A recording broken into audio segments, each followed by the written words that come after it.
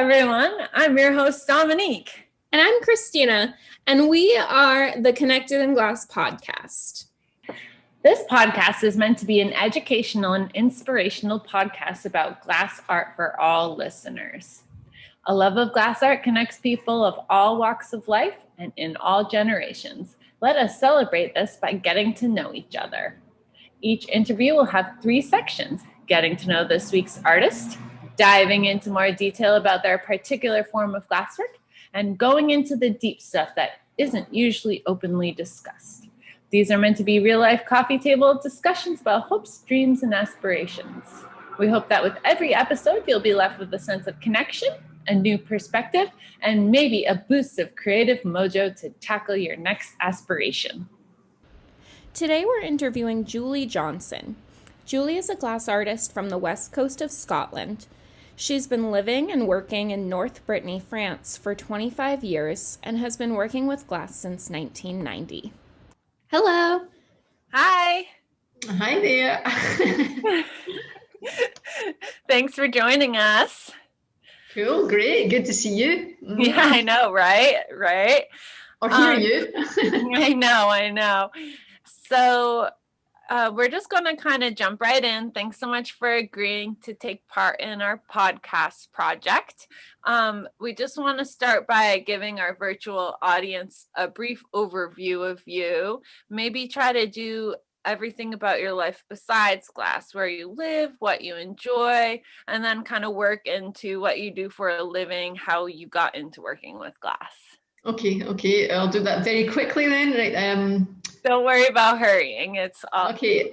I'm Scottish, which you can hear, but I don't live or work in Scotland. I live and work in France, in Brittany, which is northwest France. I'm 51 years old. I've worked in glass for 27 years. I have my own studio called Verglass, which I've had since 2007. And I have my studio and I have an associate and we have people working for us and open to the public. What else was the questions I had to answer? What do you do for fun that's not glass? Depends kind of the season, I suppose, but most of my life is around glass. Now I suppose I walk my dog, I swim, travel. I used to travel. Don't travel much now because we're in lockdown.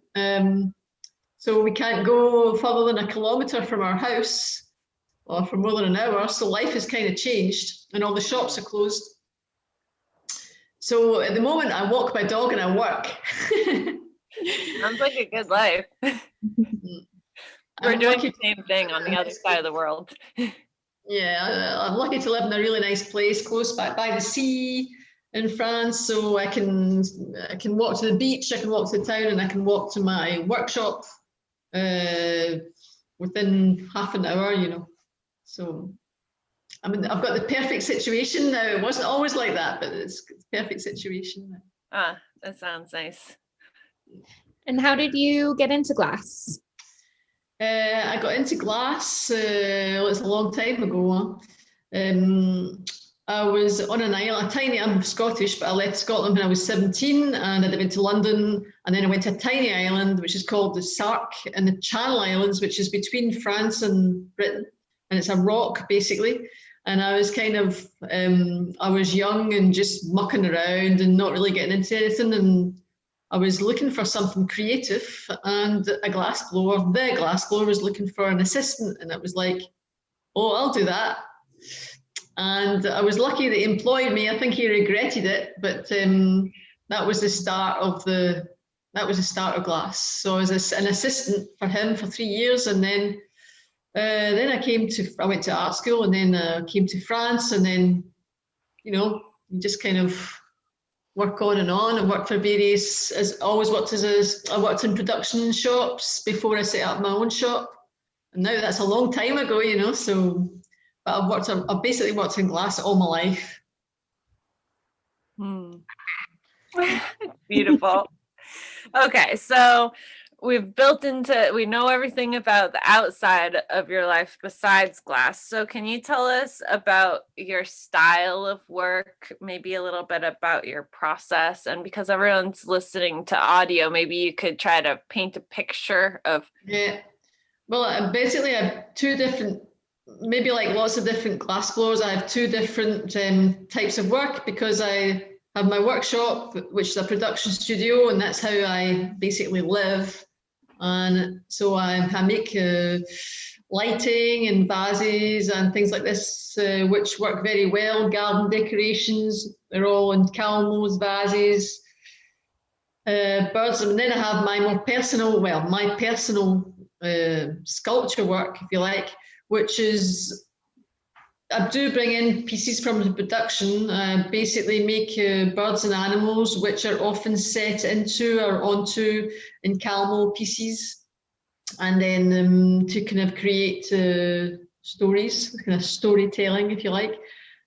Probably an example, if I have to describe, there was the crow series. So I was making crows and they were sat, and there was all different positions of the crows. There was the proud crow, the greedy crow.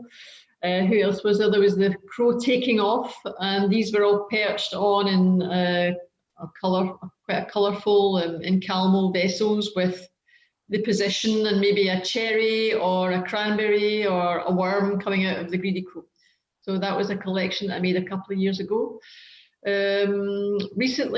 Most recently, I was working on animals, foxes, and what else?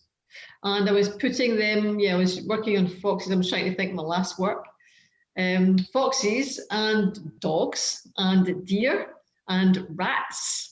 And the same thing, once I've kind of managed to get the technique, or once it manages to look, or I'm happy with the way it looks, then I'll try and develop a story around these animals. And the story is often to do with gesture, kind of like greed, or like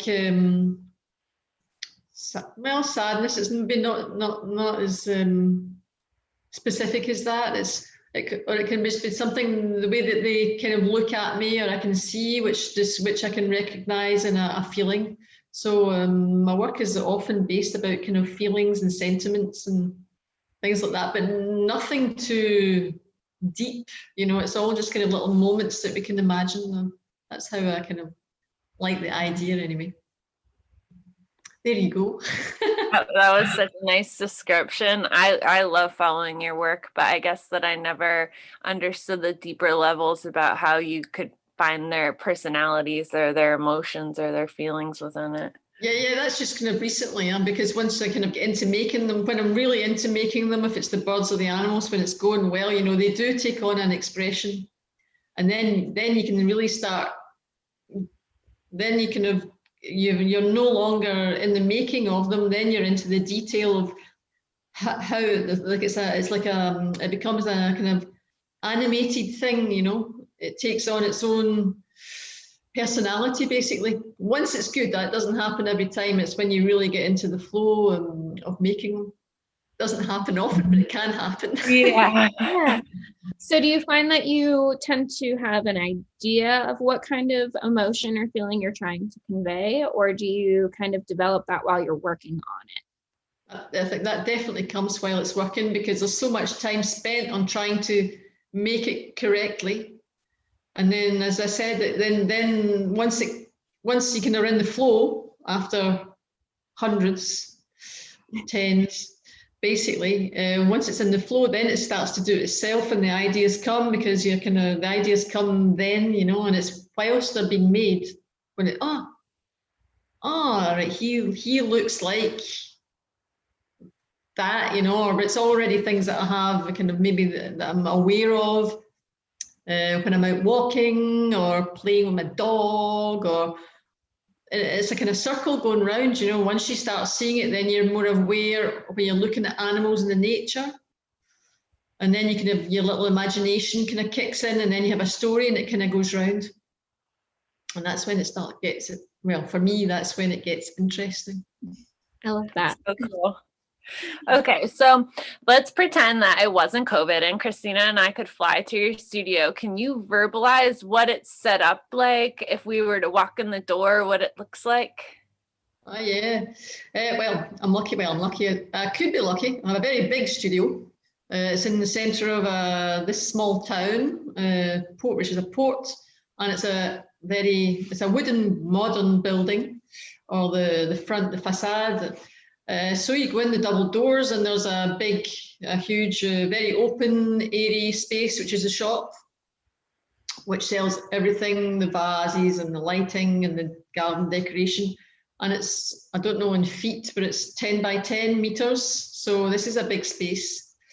And in this space, we also have a very small, well, a small, we call it the cube. It's the gallery cube, where we have our sculptures as well, because we want to sell some of our sculptures and also show people that in France, I don't know how it is in the States, but in France, people don't really put glass or glass blowing into arts, if you like.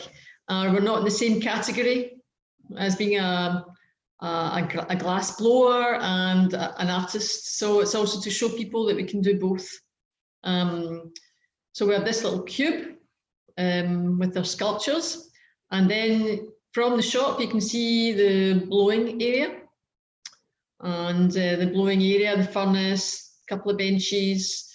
There's also fusing kilns, and this is the same size. So basically, when people come into our shop, there's maybe a pedestal, if you like, a second level, and people about kind of chest level, where people can see all of the production shop. So basically, see everything that you do all the time. But they can't touch anything. They can't approach you. If they ask you questions, you can't hear them. Well, you can, but you don't need to. So you kind of preserve yourself, with the kind of the distance, even though you're being watched all the time. And then I have downstairs. Then I have it's a cold shop, if you like, which is also the garage and the motorbike storage space and the glass space. And I'm lucky when I'm describing it. I'm lucky to have a very big space to use, but big spaces get used up as well. It sounds beautiful. Yeah, no, it's lucky. I'm lucky to off.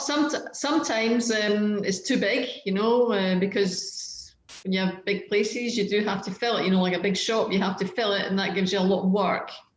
But it is very lucky to have have this space, because in towns now they don't exist anymore, so that's the workshop.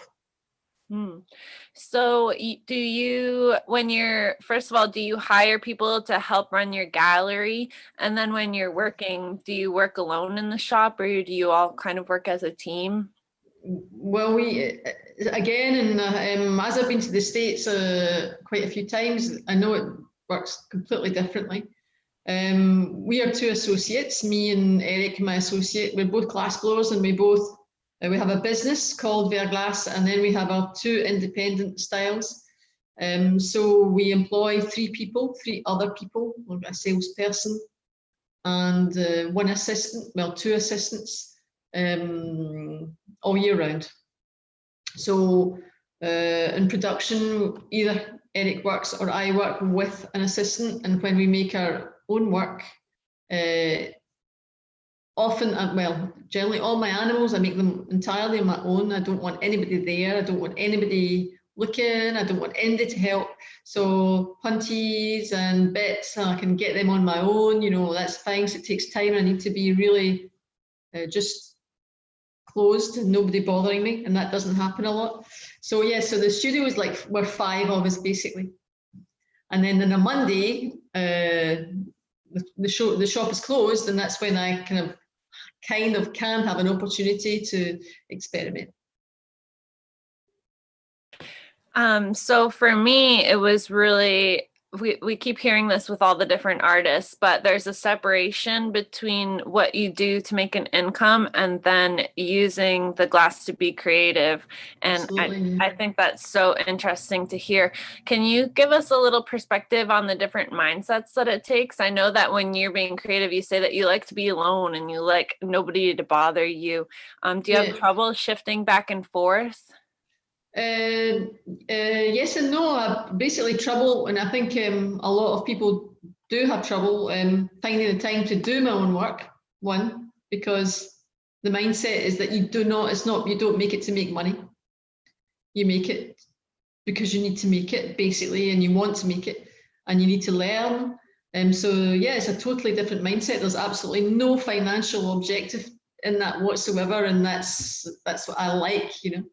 Whereas when you make other things, everything you make, it has to be priced. It has to be.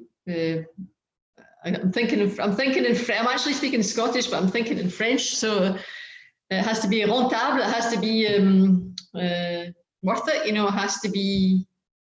You can't lose money on it, and everything is that can that sell for this price? Can I make enough in an hour?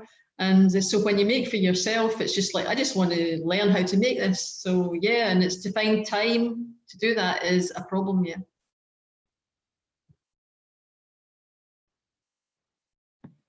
So how do you decide what you're going to make during your creative time? Do you feel like you're overflowing with creativity and you always have things to make, or do you ever feel that you get stuck sometimes? I would never be stuck, no. Because as I said before, I think you can be creative, you have to be able to make it technically. So probably getting stuck is when you maybe been, like I say, it's a Monday, you know, if I've been in on a Monday and I've not managed to make anything, you know, because the objective is not to be able to make anything, it's to make maybe one thing good, you know. That's probably my objective. If I would pass, I could maybe go for 5 hours just to get something, to get the hang of making, I don't know, pulling 4 legs, basically. Just doing it. And then maybe the next week, it might be better. And then that's, so it's not really creative, it's very technical. And then once that technical part's done, then it can be creative, you know, so. So I don't know. So yes, this once you've got all the bits, and then when you in my shop, I'll maybe have all these bits that I've made. You know, like I don't know, like apples, feathers, a couple of dogs, a bone, you know, stuff like that, some fruit, and I'll have that laid out in front of me. Some of it can be broken though, doesn't matter. And think, ooh, and that's when the creativity starts. Actually, you know, probably. Yeah. I'd really like to make something like that, you know, and then you start drawing, and then you try and make it, and then you can't make it, so scuppered. So you try harder the next week, you know, and yet that tiny time that you have. No, I don't actually have a problem. No, I don't have a problem with being creative. I just don't have enough time. I think that's something that a lot of people can relate to too, though. Oh, sure. Like having so many ideas and needing to develop certain skills in order to do your ideas, and then not even having the time to actually make it for months. Yeah, no, that's what it's like. But what I was going, I had something to say, but I can't remember. It might come back. I was wondering, do you draw them all out? Oh yeah. Generally, I would say like I would probably go for it, and then realize that when you go for it, then you realize that you don't understand what it looks like. So then you have to really think about it, and each time you will make it, you'll understand a little bit more, and then you can draw it out and duck, and if I do this, then that will work. And so it's more of a technical process than actually an artistic process, the making, really. And and then you forget a little bit, and that's really, I find it really, really interesting, learning how to make something like not like a vase or anything like that. Learning how to sculpt is really interesting, and you learn something every single time you do it. That's temperature, glass, everything. It's really, really interesting. And horrifically frustrating, and sometimes very rewarding. Very rewarding once it's no longer frustrating. But I'll tell you something that I do know is that because of the experience, that when sometimes I kind of start off looking like having a clue from what side to start, right? Something, I don't know, a dog or a fox or a bird or whatever. I know that I'm 100% convinced that I'll know how to make it if I just sit down and do it, you know. There's always a way, you know. So that I know it happens because I do it, you know. If you don't know, you have to start somewhere, you know. So that I'm convinced of. There's always a way to make it, you know. So that when it all goes wrong, you know, like I kind of just have to start again, and you'll figure it out, you know. You'll figure out the kind of the puzzle. Which is good to know. It's quite reassuring. So cool. So have you found that being a woman glassblower and a studio owner that you've had a different experience? Do you think that anything about being a female glassblower has been different for you than perhaps a man in the same position? Oh yeah, well, definitely, yeah. But especially in France, there's very few female glassblowers, and generally, maybe in the States as well, generally it's couples, and the female usually kind of sacrifices her role as a glassblower to assist her partner. And that's what happens here anyway. I think it must happen in different studios, like she'll assist and he'll do the work, and they tend to kind of, not everybody, but often, they tend to kind of take a back seat, and I never ever wanted to do that. So, and also my associate is not my partner, so and I wouldn't have liked him getting all the glory. And it's good to have an associate because it keeps it competitive, you know. And when it's a male, it keeps you competitive. Or I see it as competitive in a sense, not always to be better, but it keeps you on your toes. And but maybe to complain about the kind of the woman's role, I don't really want to do that because it's just tiring, you know. I would rather just kind of get angry and interior inside and transform that into kind of determination, because it will never be equal, and whatever, it will never be equal. Pretty unfortunately. crazy. Yeah. So if you could go back 27 years ago and kind of teach your younger self something, what would you tell yourself? What were your biggest battles that you overcame? I don't know. I think it would have probably been easier on myself. Yeah. Enjoy life a little bit more, maybe. I would have been easier on myself, yeah. Mm-hmm. And how about back in 2007 when you started your studio? Did it kind of turn out just the way you expected, or did you have to make a lot of twists and turns in the process? It's just even now, like 14 years later, it's as much work as it was then to live from it, to keep it going, to keep it. But I can't remember what the question was, but I think I might not have done it. I think I wouldn't have done it perhaps. Maybe I would have just taken I think I wouldn't have done it. Probably. No. I would have, because I had to stop glass blowing for quite a few years when I had my daughter. She's 20 now, and I had my daughter when I was 30. And I had to stop glass blowing. I didn't want to, it's just, I just didn't have a job. And it was really complicated, and a time came where, you know, you just can't do it. So I set up I learned how to do some lamp glass blowing and fusing and stuff like that. And I set up a little studio shop to sell, and it worked pretty well. This was before the big one. So it stopped blowing. And that was much easier, you know, physically, financially. But there you go. When you're a glass blower, you don't care, you don't count, I suppose. No, I want to blow glass again. What would your definition of success be right now, though? Like pretend that it sounds like you're doing great. Like your business is big and beautiful and you've been doing it for so long, and it seems like you're relatively stable and you've got your own body of work. But I think everybody has their own vision of where they want to go and what they want to do. And I think it's just interesting to hear. I've changed recently, so I think we change what we want out of our lives, like we don't want the same at 20, at 30, 40, 50, This year is quite a decisive year for me. The way I think has changed and what I want has changed. And when I was 30, I had to earn a living. I had to provide for my daughter, and I wanted a workshop that functioned right. When I was 40, this big workshop, and you just strive to make it function, to make it work.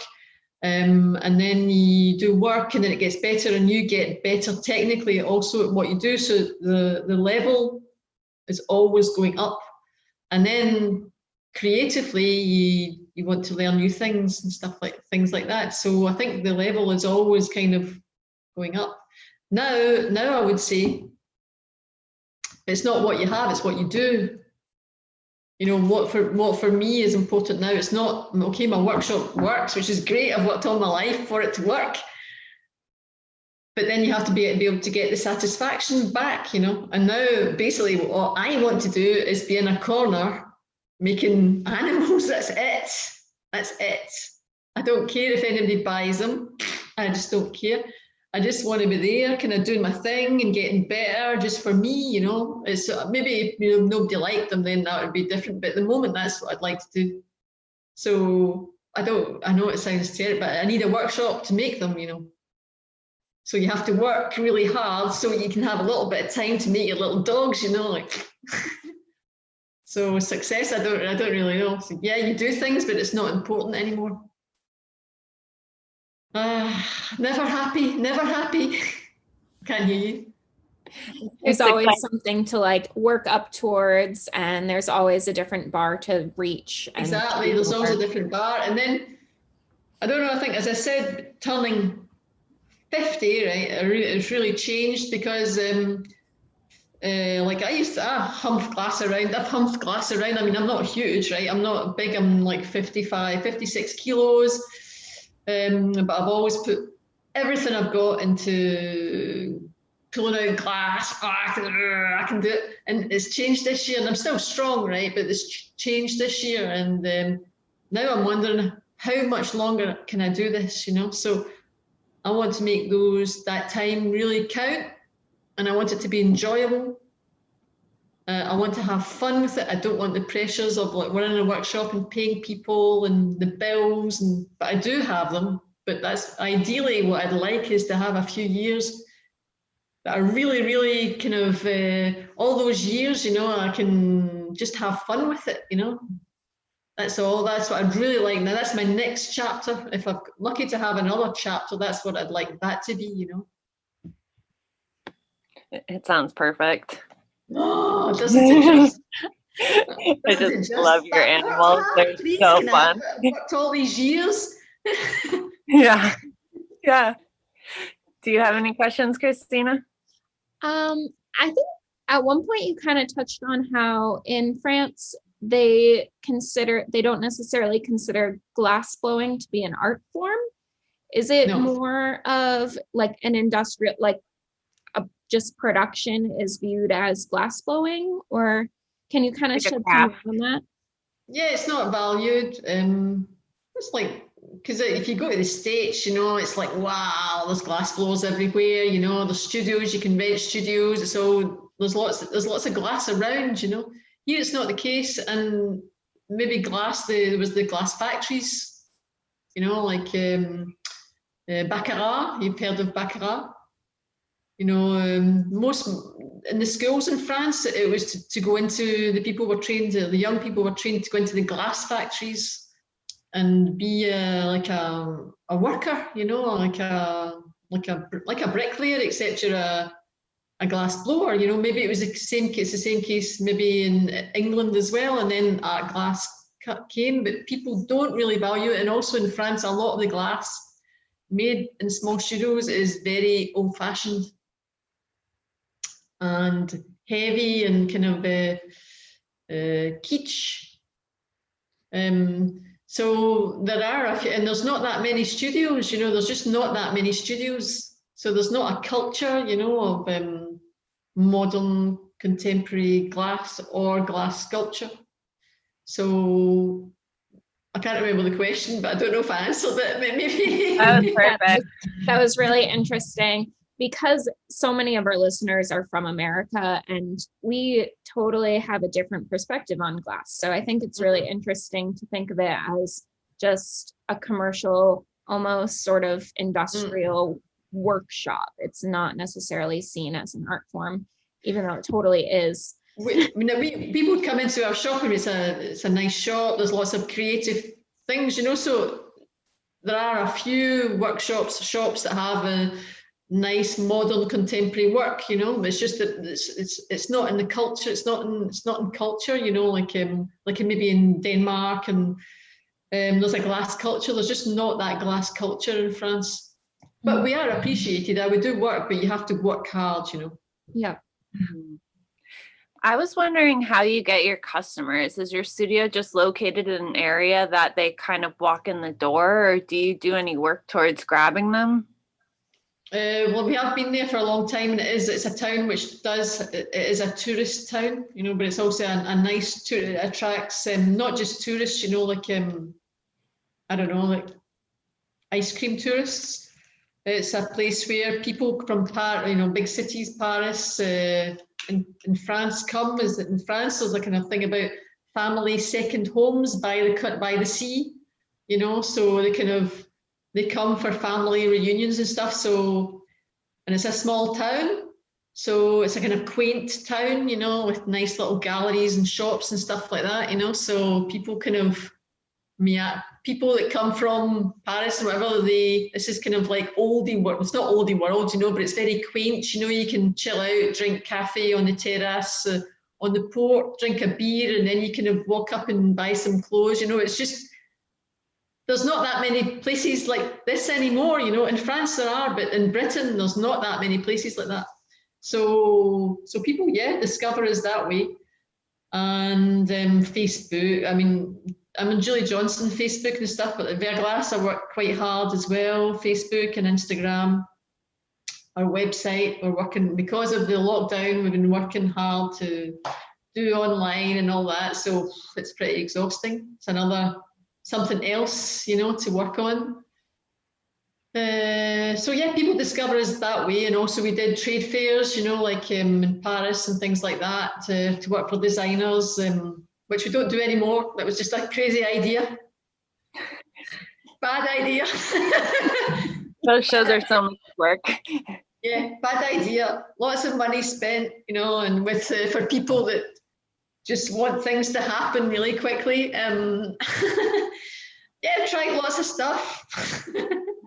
Shows, everything, over the years, that's what happens when you it sounds as if I hate saying it, but that's what happens. You've just done loads of stuff to try and earn your living, when you get to 50. I feel you on that. You try a little bit of everything, see what works for you. Yeah, that's it. You just think, we'll try that, and then you've done it. Never again. Yeah, no. It sounded fun at the time, but never again. It wasn't. Another thing I was wondering is, it doesn't sound like there's that strong of a glass community around. So when you're kind of pushing yourself, do you just kind of use your business partner to extend your knowledge, or do you ever take classes or travel to kind of learn outside of the little box? Oh, definitely. Yeah. all of that, yeah. Yeah. So I was at a residency in the Duncan McClellan Gallery in January this year, which was 5 weeks residency, which obviously I learned a lot because I was working every day. And I did another one, 2016 in Northlands in the north of Scotland.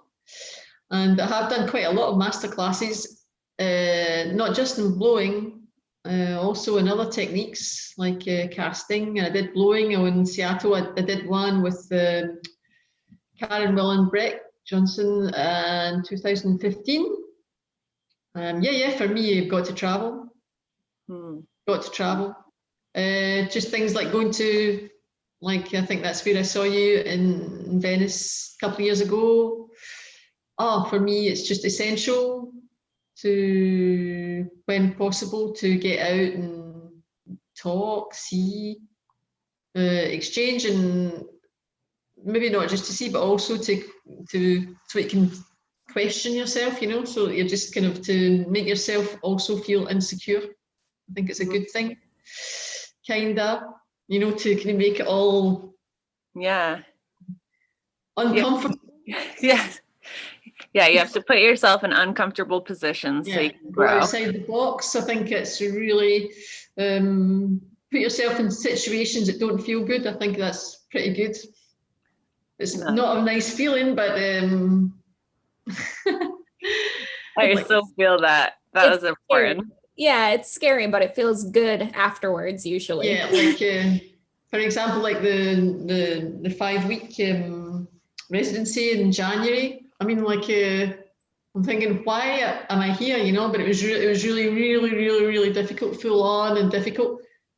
And I think I was crying. I was so tired. There was the 6-hour time difference. I went just after Christmas. I'm here, I've got my family at home, and here I am just working every day. I always work, but in reflection now, it was just brilliant. I had a brilliant time. And I don't know if I'd do it again, but I'm glad that I did it.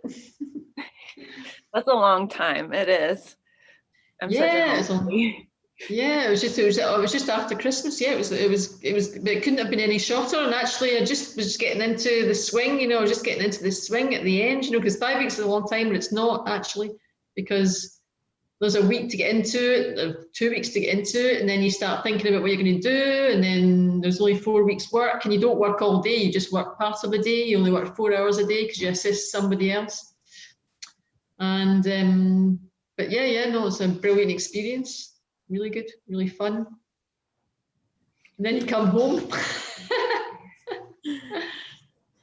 So you have a daughter. Is she into glass at all? Or is she artistic at all? She does design. She does studying in product design. She'll not make glass. No, I don't think so. No, she'll maybe design it, but she'll not make it. She's kind of basically brought up in the workshop, and I wouldn't advise her to make glass either. I wouldn't. It's not the easiest. It's not the easiest road. It's difficult. It's a difficult business. It's a difficult thing to do all your life. You do it your whole life. It's kind of relentless. I know that doesn't sound very positive, but it's kind of relentless. It's like. Yeah. It's a hard truth. It's relentless, and it's just like, sometimes, a lot of the time it's like that, and some of the time it's like, woohoo. Yeah. I'm not painting a very good picture of it. No, you gotta say it like it is. I mean, once you caught the glass bug and you're stuck in it, then there's no backing out. But you can acknowledge that it's not the easiest life to choose. Yeah. It's not relaxed. It's not like, I don't know, I can imagine people kind of doing ceramics. You don't have all the financial thing, and all the just the physical thing, like when you just the physical thing of the kind of exhaustion after a day's work, like 5 days of work, a week blowing glass, you're just like dead. I am. Oh yeah, Definitely. Dead, like. And you always have that furnace running in the back of your mind. Furnace is always running. Furnace is going. Gotta use it. Got to. I'm quite lucky though, because it's not me. I have an associate, so he looks after the furnace. Oh, Haha. I need one of those. Well, he does it. No, but he does it. But I've got my bit as well. Because I've got to look after the staff in the shop and stuff like that, and all the kind of social areas. So he'll kind of look after I'm the kind of one that churns forward the ideas and the things to do and how to do this and how to do that. And he'll kind of look after the kind of technical side, the furnace and stuff like that. Oh, that's so he gets, when the glass is always bad, it's like, the glass is always bad. Yeah. But that's interesting to hear how you split up the roles in the business. Yeah. Well, that's also why I don't think associations are always easy. We've been associated for since 2007, so 14 years. They're not always easy, and it's not always been easy. When you have, it would be silly to have the same qualities.